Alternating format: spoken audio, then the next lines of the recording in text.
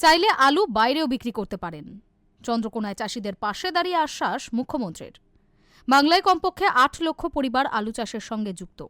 মূলত হুগলি, বাঁকুড়া, পূর্ব বর্ধমান এবং পশ্চিম মেদিনীপুরের বেশিরভাগ মানুষ আলু চাষ করেই জীবন ধারণ করেন। 2023 সালে আলু ভিন রাজ্যে বিক্রির ক্ষেত্রে নিষেধাজ্ঞা জারি করেছিল নবান্ন। তবে চলতি মরশুমে আলুর ফলন হয়েছে প্রচুর, তা খানিকটা বাড়তি। এই পরিস্থিতিতে লাভের চেয়ে লোকসানের আশঙ্কা বেশি থাকে কৃষকদের। বাড়তি আলু সঠিক রক্ষণাবেক্ষণের অভাবে যদি কোনোভাবে নষ্ট হয়ে যায়, তাহলে তা লোকসান ঠেকানো সম্ভব নয়। চিন্তায় মগ্ন কৃষকরা। এই পরিস্থিতিতে মঙ্গলবার চন্দ্রকোনায় প্রচার মঞ্চ থেকে চাষিদের চিন্তামুক্ত করতে আরও একবার পাশে দাঁড়ালেন মুখ্যমন্ত্রী মমতা বন্দ্যোপাধ্যায়।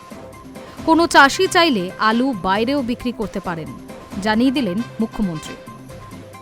মুখ্যমন্ত্রী বলেন, আলু চাষিদের একটা সমস্যা আছে, কোনো বিজেপি নেতা খেলছে। আলু চাষির আলু নষ্ট হলে সরকার ক্ষতিপূরণ দেবে। চাষিদের শস্য বীমা আছে, ভয় পাবেন না। আমরা 30% কোল্ড স্টোরেজ করেছি, যেটায় যা আলু কিনতে পারবো ঢোকাবো। আইসিডিএস মিড ডে মিলের জন্য কিনব। বাদবাকি যদি কেউ আলু বাজারে বিক্রি করতে চান, বাইরেও বিক্রি করতে চান, কোনো আপত্তি নেই।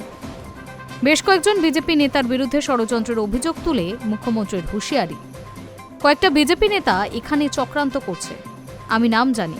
তাদের বলবো, আপনারা অন্যান্য ব্যবসা ভালো করে করুন, গরিবদের পেটে লাথি মারবেন না। তাদের আলু নিয়ে রাজনীতি করবেন না। আমি রাজনীতি করতে দেব না, আলুর ক্ষতিপূরণ দেব। উল্লেখ্য, বাংলায় কমপক্ষে ৮ লক্ষ পরিবার আলু চাষের সঙ্গে যুক্ত। মূলত হুগলি, বাঁকুড়া, পূর্ব বর্ধমান ও পশ্চিম মেদিনীপুরের বেশিরভাগ মানুষ আলু চাষ করেই জীবন ধারণ করেন।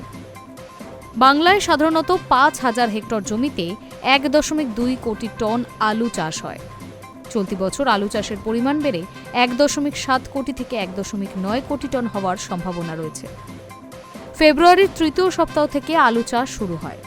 মার্চের মাঝামাঝি থেকে এপ্রিলে আলু তোলার সময়। কৃষকদের লোকসান এড়াতে সরাসরি রাজ্য সরকার তাদের কাছ থেকে ন্যূনতম সহায়ক মূল্যে আলু কিনে নেওয়ার কথা আগেই জানিয়েছেন।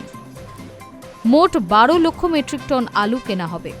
প্রতি কেজি দরে ৯ টাকায় কেনা হবে। বাকি আলু যাতে যথাযথভাবে হিমঘরে সংরক্ষণ করা হয়, তার জন্য ব্যবস্থা নেওয়ার কথা রাজ্য সরকারের।